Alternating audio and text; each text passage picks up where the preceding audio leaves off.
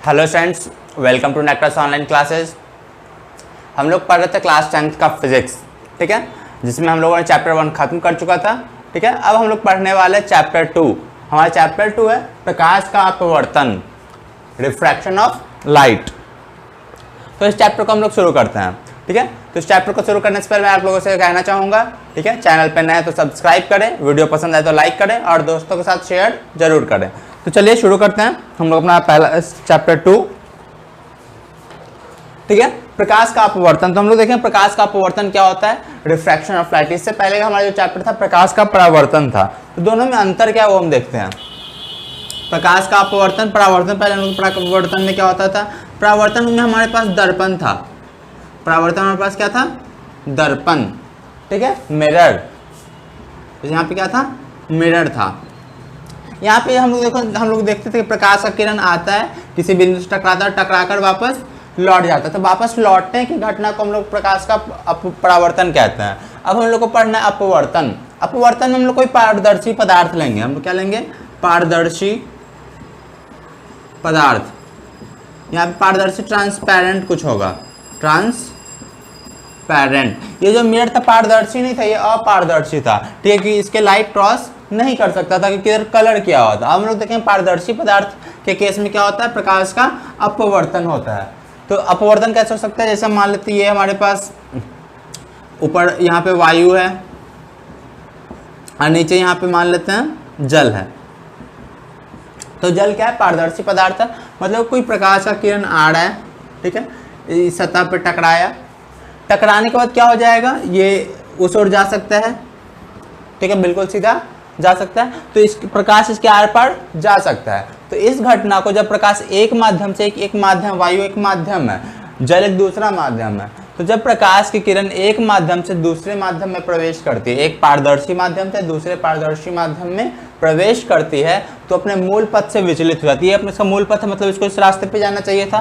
प्रकाश का किरण यहाँ से आ रहा है तो इसको बिल्कुल सीधा ऐसे चले जाना चाहिए था, लेकिन यहाँ पे ऐसा होता नहीं है। यहाँ पे प्रकाश क्या होता है, इस रास्ते को बदल लेता है। प्रकाश इस रास्ते पे नहीं जाता है, क्या होता है, अपने रास्ते को बदल लेता है। रास्ते को बदल के ऐसे या तो क्या हो जाएगा, इधर की ओर आ जाएगा, या फिर इससे दूर चला जाएगा, इधर चला जाएगा। ठीक है, जब प्रकाश किरण एक माध्यम से दूसरे माध्यम में प्रवेश करती है तो अपने मूल पथ से विचलित हो जाती है। प्रकाश की इस घटना को हम लोग प्रकाश का अपवर्तन कहते हैं। तो इसका हम लोग डेफिनेशन लिखते हैं। ठीक है, हम इसका डेफिनेशन देखेंगे।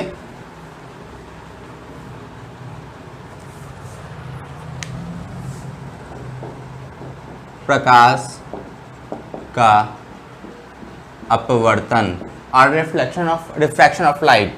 ठीक है, जब प्रकाश की किरण एक माध्यम से दूसरे माध्यम में प्रवेश करती है तो वह अपने मूल पथ से विचलित हो जाती है। विचलित हो जाती है। इस घटना को प्रकाश का अपवर्तन कहते हैं। यह डेफिनेशन आप लोग नोट कर सकते हैं इस डेफिनेशन को। तो होता क्या है, हम जब अपने पथ से विचलित हो जाती है तो हम लोग इस चीज़ को फिर से समझते हैं। मान लेते हैं इधर ऊपर वायु है और नीचे हमारे पास जल है। ठीक है, दो माध्यम है, ये माध्यम का बाउंड्री है। प्रकाश की किरण आई, ठीक है, तो प्रकाश की किरण को क्या होना चाहिए था, इस रास्ते पे चले जाना चाहिए था।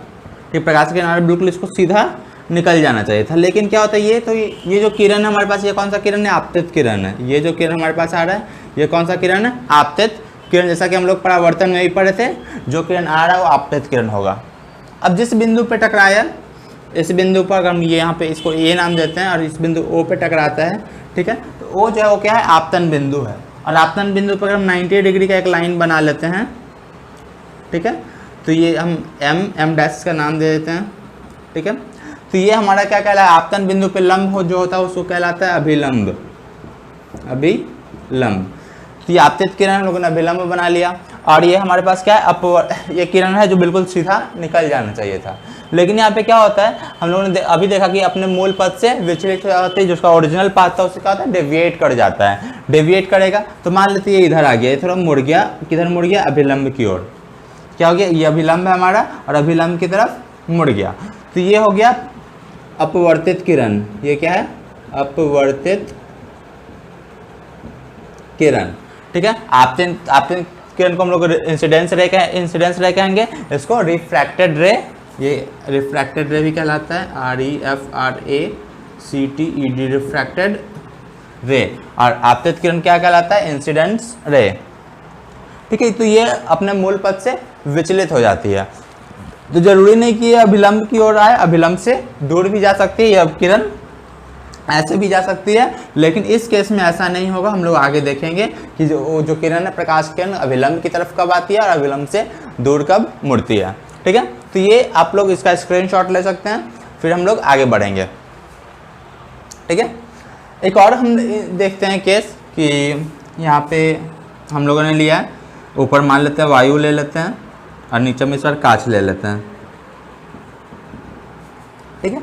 तो एक केस ऐसा भी होता है जब प्रकाश की किरण एक माध्यम से दूसरे माध्यम में प्रवेश तो करती है लेकिन अपने मूल पथ से विचलित नहीं होती है, उस केस को देखेंगे। अब प्रकाश की किरण क्या हो रही है, यहाँ पे लंबवत, जो प्रकाश की किरण आ रही है वो लंबवत पड़ रही है। जब कोई प्रकाश की किरण लंबवत पड़ेगी तो क्या होता है, बिना विचलित हुए बिल्कुल सीधा निकल जाता है। इस केस में जब प्रकाश की किरण किसी माध्यम की सतह पर लंबवत पड़ती है तो बिना विचलित हुए ही सीधी निकल जाती है। तो यहाँ भी प्रकाश का अपवर्तन हो रहा है, लेकिन यहाँ पे विचलन, प्रकाश की किरण का विचलन नहीं हो रहा है। तो ये आप लोग स्क्रीनशॉट इसका ले सकते हैं, फिर हम लोग आगे बढ़ेंगे। इसको मैं इरेज कर रहा हूँ।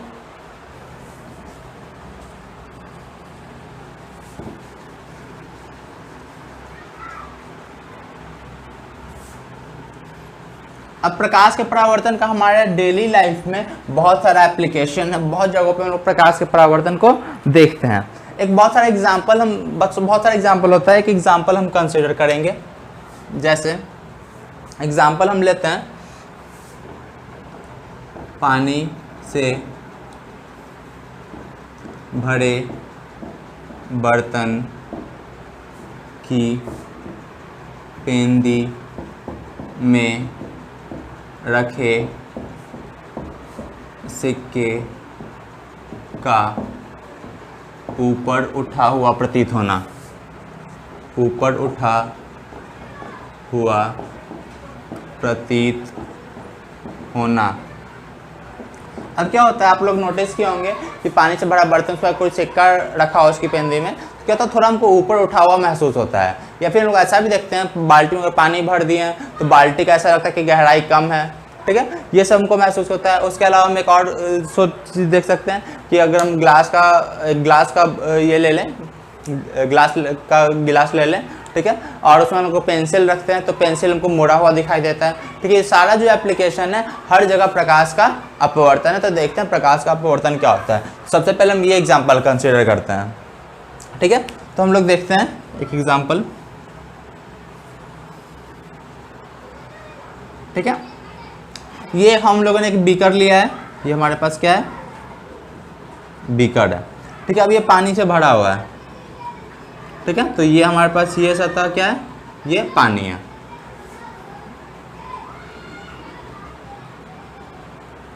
अब यहाँ पे हम लोगों ने यहाँ पे कहीं पे सिक्का रखा है, हम लोग यहाँ पे क्या रखा है, सिक्का रखा है। अब ये जो हमारे पास सिक्का है उस सिक्के का नाम हम दे दिए पॉइंट ए। अब क्या होगा, यहाँ से प्रकाश निकलेगा, यहाँ से मान लेते हैं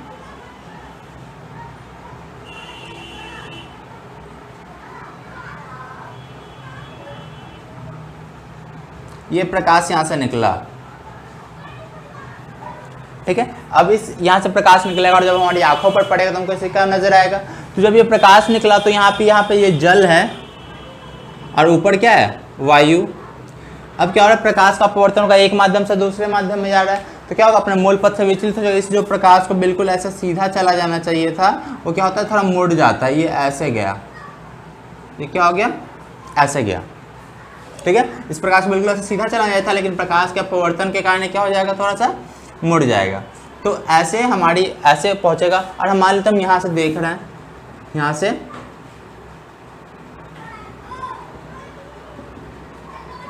ठीक है, ये ह्यूमन आई है, ह्यूमन आई, ठीक है, मानव नेत्र, यहाँ से हम देख रहे हैं, ठीक है। तो यहाँ से सिक्का निकला और है, ऐसे ही अपवर्तन के बाद हमारी आंखों तक पहुँच रहा है, तो हमको सिक्का दिखाई देता है। लेकिन जो ये ह्यूमन आई है, इसको ये तो इसको तो लगा कि लाइन क्या आ रहा है, इधर से कहीं से आ रहा है। अगर इसको हम देखें, इसको थोड़ा आगे बढ़ाएं,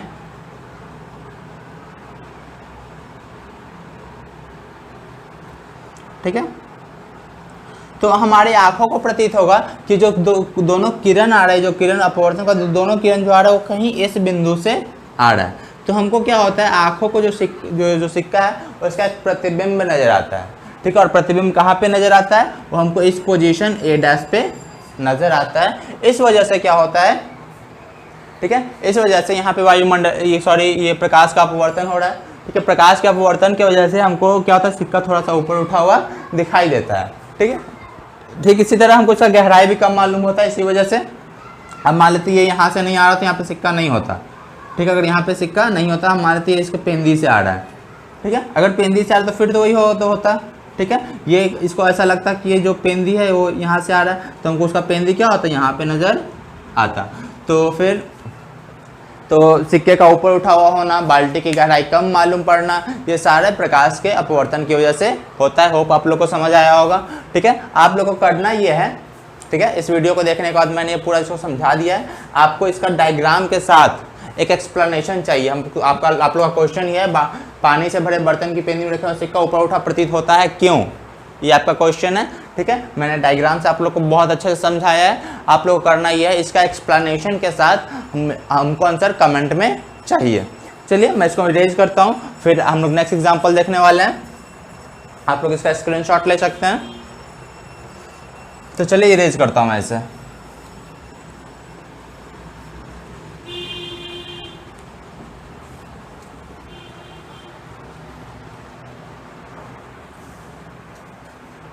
हम लोग एक और एग्जांपल देखेंगे, या फिर मैं आप लोग को ये होमवर्क में देता हूँ, ठीक है, ये आप लोग का काम है। पानी से भरे गिलास में रखी पेंसिल मुड़ी हुई प्रतीत होती है,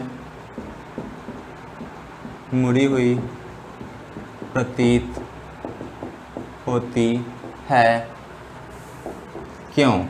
ये आपका क्वेश्चन है और आपको इसका आंसर कमेंट सेक्शन में देना है। उसके बाद हम लोग आगे बढ़ते हैं, ठीक है। अब हम लोग देखने वाले हैं, ये बहुत इंपॉर्टेंट चीज़ हम लोग देखने वाले हैं, तो ध्यान से देखिएगा और बने रहिए वीडियो के साथ। तो हम लोग देखेंगे, अब हम लोग देखेंगे एक होता है प्रकाशता विरल माध्यम। हमारे पास एक है विरल माध्यम और हमारे पास एक है सघन माध्यम। सघन माध्यम, ये देखेंगे ये चीज़ क्या होता है। इससे पहले एक बहुत इंपॉर्टेंट चीज़ डिस्कस करने वाले हैं हम, प्रकाश का वेग देखें, प्रकाश की चाल को देखेंगे। प्रकाश की चाल, प्रकाश की चाल के बारे में पढ़ेंगे। तो निर्वात, निर्वात मतलब जहाँ पे कुछ नहीं है, कोई मीडियम कोई माध्यम नहीं है, उसको निर्वात कहते हैं। या फिर वायु, निर्वात या वायु में प्रकाश का जो वेग होता है वो 3 लाख किलोमीटर प्रति सेकंड होता है। 3 लाख किलोमीटर प्रति सेकंड, ठीक है। हम फिर देखते हैं जल में। जो जल में प्रकाश का वेग होता है 2,25,000 किलोमीटर प्रति सेकंड होता है, ठीक है। 2,25,000 किलोमीटर प्रति सेकंड।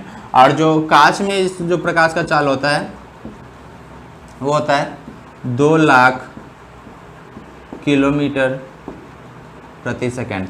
ये प्रकाश की चाल है अलग अलग माध्यम में, जो बहुत इंपॉर्टेंट है, इसका आगे बहुत ज़्यादा यूज होने वाला है, तो आप लोग को ध्यान में रखना है। उसके बाद हम लोग समझेंगे विरल माध्यम और सघन माध्यम। विरल माध्यम को हम लोग रेयर मीडियम कहते हैं, रेयर मीडियम, और सघन माध्यम को हम लोग कहते हैं डेंसर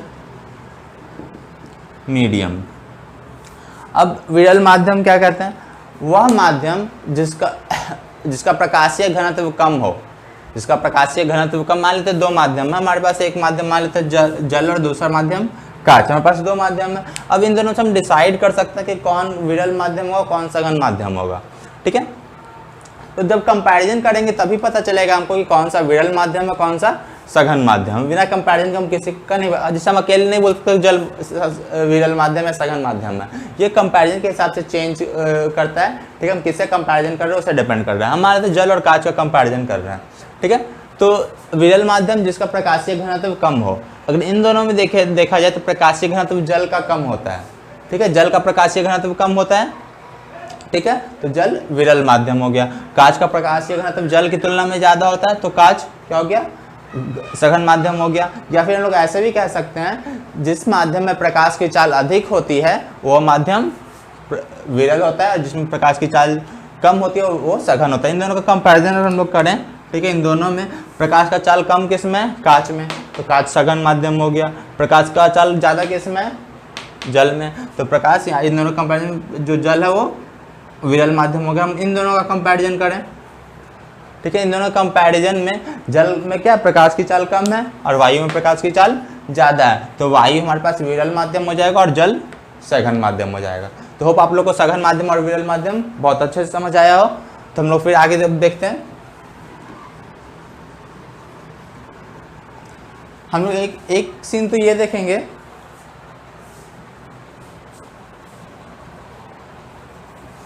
दो हम बहुत इंपॉर्टेंट पॉइंट्स लिखने वाले हैं, तो आप लोग बहुत ध्यान से देखिएगा। जब प्रकाश की किरण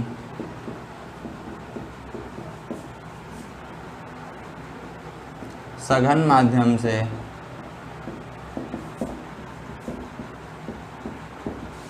विरल माध्यम में जाती है तो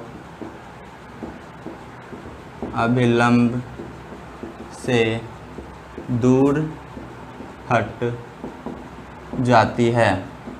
जब प्रकाश की किरण सघन माध्यम से विरल माध्यम, मान लेते हैं यहाँ पे ड्रॉ कर लेते हैं, हमारे पास ऊपर कांच है, ठीक है, और नीचे वायु है। तो कांच में से प्रकाश यहाँ से आ रहा है, ठीक है, तो इसको बिल्कुल ऐसे सीधा चला जाना चाहिए था। ठीक है, तो हम यहाँ पे क्या करते हैं, अभिलंब ड्रॉ कर लेते हैं। ये हमारा अभिलंब है एन डैश, इधर मान लेते ए है, और ये हमारा आपतन बिंदु ओ है। ठीक है, तो जब प्रकाश सघन माध्यम से विरल माध्यम में जा रही है, क्या हो रहा है, अभिलंब से दूर हो जाता है। तो इस रास्ते पे तो पहले से ही जा रहा था, इस रास्ते पे तो रहेगा नहीं, विचलित होगा।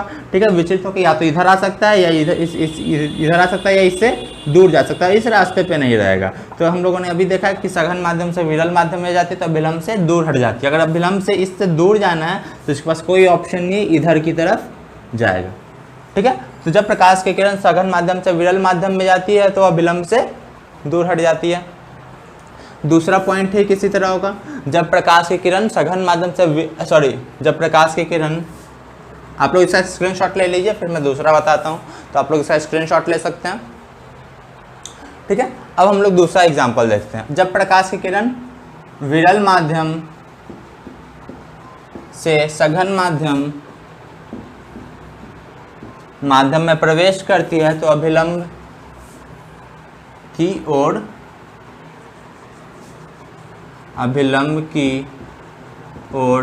मुड़ जाती है, अभिलंब की ओर मुड़ जाती है। तो अब हम देखेंगे, हम इसको देख ले, यहाँ पे क्या करते हैं, वायु कर देते हैं और इधर कांच कर देते हैं।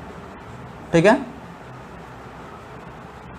अब प्रकाश क्या हो रहा है, सघन माध्यम से विरल माध्यम में जा रहा है। वायु हमारे पास विरल माध्यम में, वायु क्या है, विरल माध्यम में, और कांच क्या है, सघन माध्यम में। अब प्रकाश किरण क्या हो रहा है, कि विरल माध्यम से सघन माध्यम में जा रहा है। जब भी प्रकाश विरल माध्यम से सघन माध्यम में जाता है तो क्या होता है, अभिलंब की ओर मुड़ जाता है। अभिलंब ये रहा और इस ओर मुड़ गया।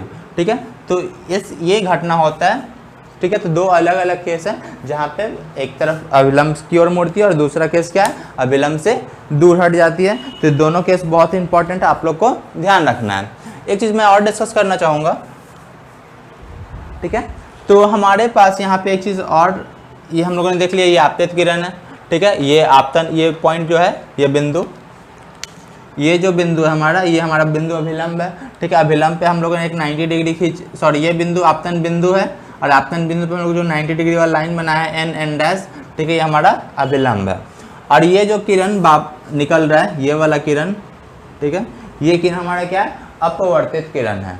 ठीक है, अब हम लोग एक चीज़ और देखेंगे, आपतित किरण और अभिलंब के बीच बना कोण, आपतित किरण और अभिलंब के बीच बना कोण क्या कहलाता है, आपतन कोण। ये जो कोण है ये क्या कहलाएगा, आपतन कोण।